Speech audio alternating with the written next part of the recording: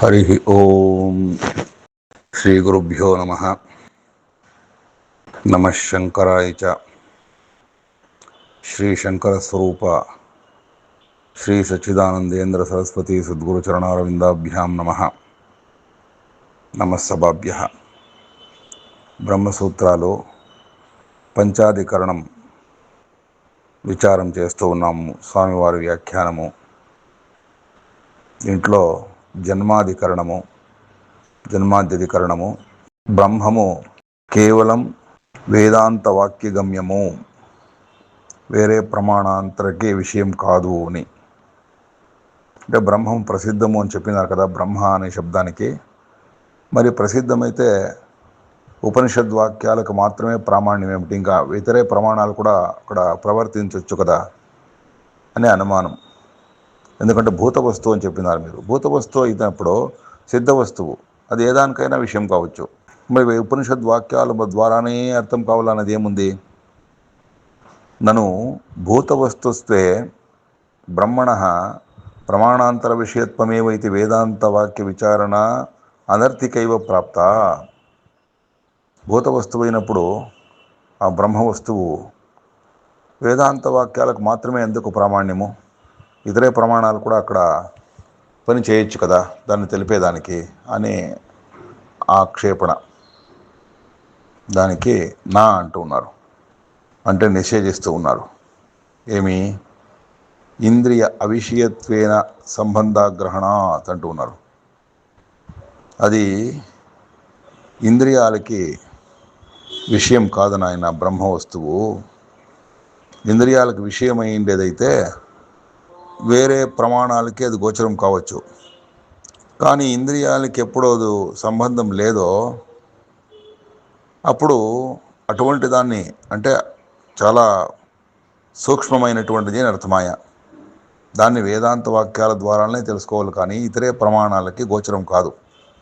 ఇతరే ప్రమాణాలకి గోచరం కావాల్సి ఉంటే ఇంద్రియాలకి విషయం కావాలి. అది స్వభావతో విషయాణి ఇంద్రియాణి న బ్రహ్మ విషయాణి.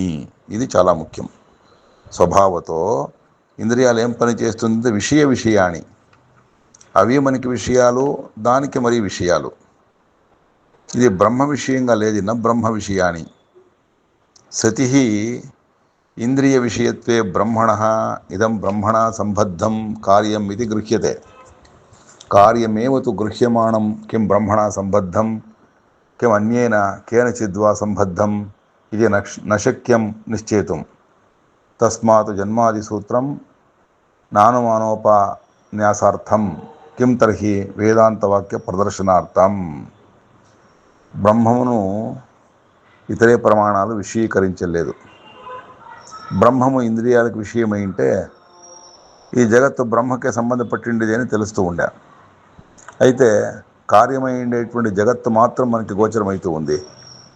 దీనికి బ్రహ్మ సంబంధం ఉందో లేదో ఎలా తెలుసుకునేది అని తెలుసుకునేకి అవుతూ ఉండలేదు. ఈ జన్మాది సూత్రం అనుమానాలని చెప్పేకొచ్చింది అని తీర్మానం అయ్యలేదు. ఏమి? బ్రహ్మ వస్తువునే చెప్పేకొచ్చింది అని తీర్మానం అవుతూ ఉంది. ఇది చాలా ముఖ్యమైనటువంటి విషయము. జన్మాది సూత్రము ఇతరే ప్రమాణాల కోసం వచ్చిండలేదు. ఎందుకంటే వేదాంత వాక్యాన్ని చెప్పేదానికే సూత్రం వచ్చింది అని ఆచార్యులు స్పష్టం చేసినారు. వేదాంత వాక్య ప్రదర్శనార్థం అని చెప్పేసి ఈ సూత్రానికి విషయవాక్యం. ఆ వేదాంతం ఏది? ఈ సూత్రంలో చెప్పిండేటువంటి వేదాంత వాక్యాలు ఉంటూ ఉన్నారు కదా, అది ఏది అని ఇంకా బ్రహ్మనే చెప్తూ ఉంది. దీనికంతా కారణము అంటే దాన్ని మీరు ప్రమాణంగా చూపించాలి కదా. కిం పునస్తద్వేదాంత వాక్యం యత్ సూత్రేణ ఇహ విలక్షయిషితం. అంటే ఇంకా మీరు వేదాంత వాక్యాలు చూపించేకే సూత్రం వచ్చింది, తద్వారానే బ్రహ్మము జగత్ కారణము అని తెలుస్తుంది అంటే ఏది? ఆ వాక్యాలు రెండు చెప్పండి చూస్తాము, ఏమన్నా ఉందేమో ప్రమాణము అంటే చెప్తూ ఉన్నారు. భృగుర్వై వారుణి వరుణం పితరముపససార అధీహి భగవో బ్రహ్మేతి ఇది ఉపక్రమ్య. తైత్తరీయం చెప్తూ ఉంది. వారుని భృగువు తండ్రి దగ్గరికి వెళ్ళి నాకు ఈ బ్రహ్మవస్తువును చెప్పండి, తెలుసుకోవాలని ఉంది అని జిజ్ఞాసని వ్యక్తం చేసినప్పుడు ఆహా చెప్తూ ఉన్నాడు తండ్రి కొడుక్కి. ఏమి? ఏతో వా ఇమాని భూతాని జాయంతే ఏన జాతాని జీవంతి యత్ప్రయంత్యభిషం విశంతి తద్విజిజ్ఞాసస్వ తద్బ్రహ్మేతి. ఈ సమస్త భూతములు ఏ దాని యందు పుట్టిందో, ఏ దానితో జీవిస్తూ ఉందో, మళ్ళీ ఏ దాని గురించి వాపస్ తిరిగి వెళ్ళిపోతుందో దాన్ని తెలుసుకో. తద్విజిజ్ఞాసస్వ. అదేది అంటే తద్బ్రహ్మ. ఉపనిషత్తే వాక్యాలు ఎందుకు ప్రమాణం అంటే ఇది డైరెక్ట్గా ఏ సందేహము లేకుండా మనకి తెలియచేస్తుంది కనుక. తస్యచ నిర్ణయవాక్యం. దాని నిర్ణయవాక్యం చెప్తూ ఏం చెప్తుంది? ఆనందాధ్యైవ కల్విమాని భూతాని జాయంతే ఆనందేన జాతాని జీవంతి ఆనందం ప్రయంత్యవిషం విశంతీతి. ఆనందం నుంచి పుట్టింది నాయన ఇవన్నీ. ఆనందం కోసమే జీవిస్తూ ఉంది, మళ్ళీ ఆనందాన్నే గురించి లోగా వెళ్ళిపోతూ ఉంది. అన్యాన్యపి ఏవం జాతీయ కాని వాక్యాన్ని, ఇలాగే ఎన్నో వాక్యాలు, ఇంకా ఎన్నో వాక్యాలు నిత్య శుద్ధ బుద్ధముక్త స్వభావ సర్వజ్ఞ స్వరూప కారణ విషయాన్ని ఉదాహర్తవ్యాన్ని. నిత్య శుద్ధ బుద్ధముక్త స్వభావమైనటువంటి సర్వజ్ఞమైనటువంటి కారణాన్ని ఉదాహరణ ఇచ్చేదానికే వస్తూ ఉంది. దానికే జన్మాది సూత్రములో జన్మాద్యస్యేత అంటే బ్రహ్మని జిజ్ఞాస చేయాలా అని. ఆ బ్రహ్మ ఎటువంటిది అంటే ఈ సమస్తానికి సృష్టి స్థితి లయలకు కారణమైనటువంటిది అని. దాన్ని వేదాంత వాక్యాల ద్వారానే తెలుసుకోవాలా. ఇప్పుడు ఇంకా బ్రహ్మను తెలుసుకునే దానికి ప్రమాణం ఏముంది, ఆ ప్రమాణం ఎటువంటిది అని చెప్పేదానికి ముందర శాస్త్రయోనిత్వాధికరణము అనేది ప్రారంభమవుతా ఉంది. ఎందుకంటే బ్రహ్మము సర్వజ్ఞము, బ్రహ్మానికి శాస్త్రమే ప్రమాణము. శాస్త్రము సర్వజ్ఞము, బ్రహ్మము సర్వజ్ఞము. జగత్కారణత్వ ప్రదర్శనేన సర్వజ్ఞం బ్రహ్మ ఇది ఉపక్షిప్తం తదేవ దృఢయన్నాహ. జగత్తుకంతా కారణము అని చెప్పింది దాని నుంచి బ్రహ్మము సర్వజ్ఞము అని సూచించినట్లాయ, చెప్పినట్లాయ. దాన్నే దృఢం చేసేదానికి, గట్టి చేసేదానికి మళ్ళీ సూత్రం వస్తూ ఉంది. ఏమి? శాస్త్రయోనిత్వాత్. శాస్త్రానికి కారణము బ్రహ్మ, దానికే బ్రహ్మము సర్వజ్ఞము. ఇది అర్థం. బ్రహ్మము వేదశాస్త్రానికంతా కారణము అని చెప్తూ ఉన్నారు. ఎంత మంచి వేదం పట్ల ఆచార్యులకి ఎంత గౌరవం ఉండేది అనేదాన్ని ఈ వాక్యాలు చాలా మననీయంగా ఉంది. మహతః ఋగ్వేదాదేహే శాస్త్రస్య. చాలా విద్యాస్థానాల నుంచి అంటే పురాణములు, న్యాయము, మీమాంస, ధర్మశాస్త్రములు, వేదాంగములు, ఇవన్నీ వేదార్థాన్ని వివరించేటువంటి విద్యాస్థానాలే అని టిప్పణి రాస్తూ ఉన్నారు స్వాములు. మహతః ఋగ్వేదాదేహే శాస్త్రస్య అనేక విద్యాస్థానోపబృంహితస్య ప్రదీపవత్ సర్వార్థావద్యోతినః సర్వజ్ఞకల్పస్య యోనిః కారణం బ్రహ్మ. పెద్దగా వెలుగుతూ ఉండేటువంటి దీపమాకట సర్వ విషయాల్ని వెలుగుతూ ఉండేటువంటిది, సర్వజ్ఞంగా ఉండేటువంటిది. అటువంటి ఋగ్వేదమే మొదలైనటువంటి మహాశాస్త్రానికి బ్రహ్మము యోని అంటే కారణము అవుతూ ఉంది.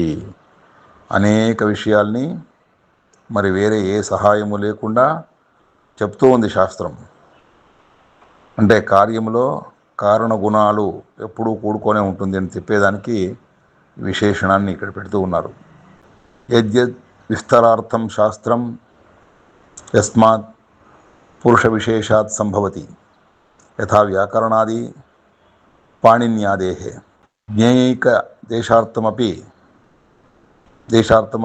స తతోపి అధికతర విజ్ఞానః ఇది ప్రసిద్ధం లోకే. కిము వక్తవ్యం? అనేక శాఖా భేద భిన్నస్య దేవతర్యం మనుష్య వర్ణాశ్రమాది ప్రవిభాగ హేతోః ఋగ్వేదాద్యాఖ్యస్య సర్వజ్ఞాకారకస్య అప్రయత్నేనైవ లీలాన్యాయేన పురుష నిశ్వాసవత్ యస్మాత్ మహతో భూతాత్ యోనేః సంభవః. అస్య మహతో భూతస్య నిశ్వసితమేతదృగ్వేదః బృహదారణ్యక శృతి ఇత్యాది శ్రుతేః. తస్య మహతో భూతస్య నిరతిశయం సర్వజ్ఞత్వం సర్వశక్తిమత్వం చ ఇతి. బ్రహ్మము, శాస్త్రానికి యోని కారణము.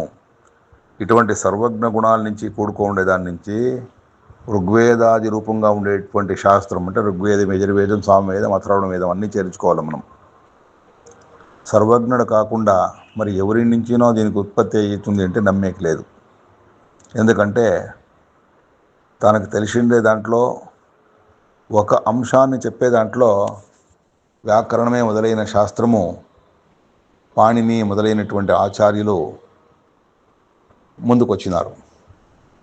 ఏ విస్తరార్థంగా శాస్త్రం ఏ పురుషుడి నుంచి అయిందో దానికంటే ఎక్కువ విజ్ఞానం ఉండేటువంటి లోకంలో అది వాడు దానికంటే లోకంలో ఉండేటువంటి జనాల కంటే వాడు విజ్ఞానవంతుడు అని ప్రసిద్ధంగా ఉంటుంది.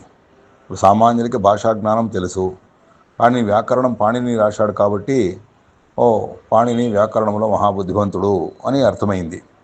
కానీ సమస్తము తెలిసిందా పాణినికి అంటే వ్యాకరణాంశ విశేషాలు అనేటువంటిది జ్ఞానంలో ఒక అంశం అంతే. అది ఆ అంశం బాగా తెలుసుకున్నాడు, ఒక్క అంశం తెలుసుకున్నాడు. ఇలా ఉండగా ఇంకా వేదశాస్త్రములు ఏముంది, అన్నీ ఉంది. ఇలా ఉండగా అనేక శాఖా వేదాల నుంచి అంటే ఋగ్వేదంలో 21 శాఖలు, యజుర్వేదంలో 109 శాఖలు, సామవేదంలో 1000, అథర్వణ వేదంలో 50 అని పండితులు చెప్తూ ఉన్నారు అని ఇక్కడ స్వాములు రాసినారు. మరి అనేక శాఖా భేదాల నుంచి వేరే వేరే రకంగా దేవతలు, చాలా అల్పతర ప్రాణులు, మనుష్యులు, వర్ణాశ్రమ ధర్మాలు ఇవన్నీ విభాగాలకి కారణంగా ఉండేదానిగా అంటే ఇటువంటి వర్ణనములో, ఇటువంటి ఆశ్రమంలో, ఇటువంటి కర్మాన్ని చేస్తే దేవతలు, తిరిగే జంతువులు, మనుష్యులు ఇటువంటి జన్మాలు వస్తుంది అని శాస్త్రమే వివరిస్తూ ఉంది. ఋగ్వేదమే మొదలైనటువంటి పేరు కలిగినటువంటి సర్వజ్ఞానానికి గణి స్వరూపంగా ఉండేటువంటిది, నిధి స్వరూపంగా ఉండేటువంటిది శాస్త్రము ఏ బ్రహ్మ నుంచి ఏ ప్రయత్నము లేకుండా లీలాన్యాయం నుంచి తన ఉచ్ఛ్వాస నిశ్వాసం ఊపిరి విడిచినట్టుగా నిశ్వాసం అని రాసినారు ఆచార్యులు. అప్రయత్నేన లీలాన్యాయేన పురుష నిశ్వాసవత్ యస్మాత్ మహతో భూతాత్ యోనేః సంభవః అస్య మహతో భూతస్య నిశ్వసితమేతద్ ఋగ్వేదః అని.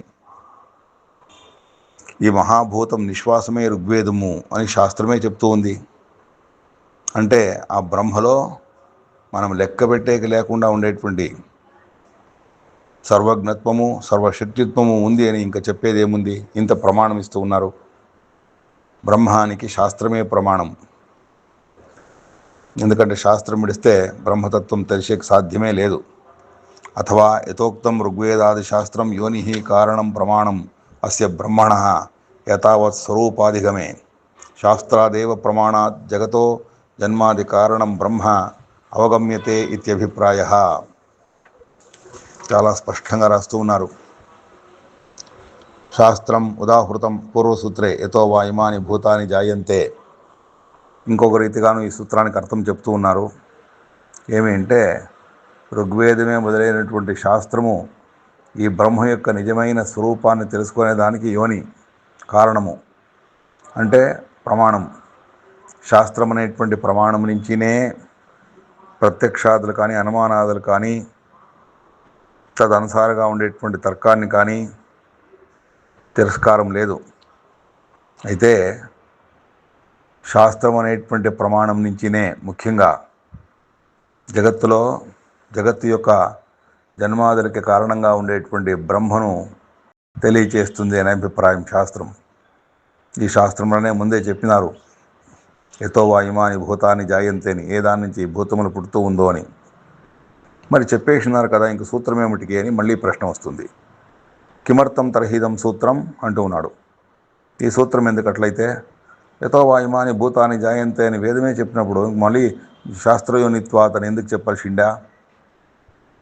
యావతా పూర్వసూత్రే ఏవం జాతీయేకం శాస్త్రం ఉదాహరత శాస్త్రనిత్వం బ్రహ్మణో దర్శితం. శాస్త్రమే యోని అని తెలిసింది కదా యతో వా ఇమాని భూతాన్ని జాయంతే అన్నప్పుడు. మరి సూత్రకారులు విశేషంగా సూత్రం ఏమిటి చేయాల్సి వచ్చింది? దీంట్లో ఏం విశేషము ఉచ్యతే చెప్తాముండు. తత్ర పూర్వసూత్రాక్షరేణ స్పష్టం శాస్త్రస్య అనుపాదానాత్ జన్మాది కేవలం అనుమానం ఉపన్యస్తం ఇత్యాశంకేత. ఇక్కడ వెనక చెప్పిండేటువంటి సూత్రం యొక్క అక్షరాలనే పట్టి శాస్త్రాన్ని తీసుకొని చెప్పిండలేదు. జగత్తు యొక్క జన్మాదిని అనుమాన ప్రమాణంగా ఎవరైనా శంక పడవచ్చును అని, బ్రహ్మమే కారణము అనుమానాదులు కాదు అని ఆ శంకను తొలగించేదానికి ఇప్పుడు శాస్త్రయోనిత్వాత్ అనే సూత్రం వస్తూ ఉంది. జన్మాది కేవలం అనుమానం ఉపన్యస్తం ఇత్యాశంకేత తాం ఆశంకాం నివర్తయితుం ఇదం సూత్రం ప్రవృవృతే శాస్త్రయోనిత్వాతిథి.